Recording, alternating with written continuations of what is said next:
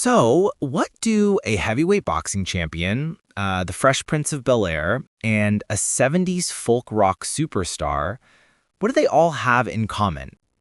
It sounds like the setup to a pretty strange joke, right?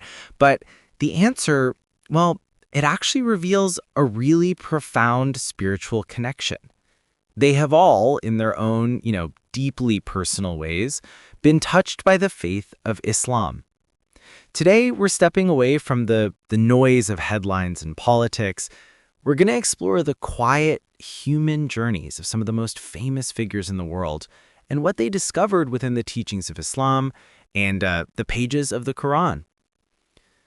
Let's begin with, one of the biggest stars on the planet, Will Smith. Now, Will Smith is not a Muslim, but he recently undertook this spiritual deep dive. He was reading all the holy scriptures, including the Quran, which he read, get this, from cover to cover during the month of Ramadan. And his reflections were just striking. In a recent interview he shared, and I'm quoting here, he said, "I love the simplicity. The Quran is so clear. It is crystal clear. It is hard to walk away with misunderstanding." He was captivated by its narrative flow, and he was especially surprised by the prominence of the prophet Musa, or Moses, all throughout the text. His was a journey not of conversion, but of, profound intellectual and spiritual appreciation. Then there's one of the most legendary conversion stories of our time. Just picture the scene. It's the late 1970s, and Cat Stevens is a global music icon. His songs, Wild World, Father and Son, Peace Train, they are the soundtrack of a generation. He has achieved a level of fame and fortune that most of us can only dream of. But a near-death experience, nearly drowning in the Pacific Ocean, it forces him to question everything. He calls out to God, and miraculously, a wave carries him to shore. Shortly after, his brother gifts him a copy of the Quran. And in its words, he finds the peace and the truth he had always been searching for. In 1977, at the absolute zenith of his career, he makes a decision that just stuns the world. He walks away from the music industry, adopts the name Yusuf Islam, and dedicates his life to his faith, his family, and humanitarian work. He traded worldly fame for a spiritual peace he said money could never, ever buy.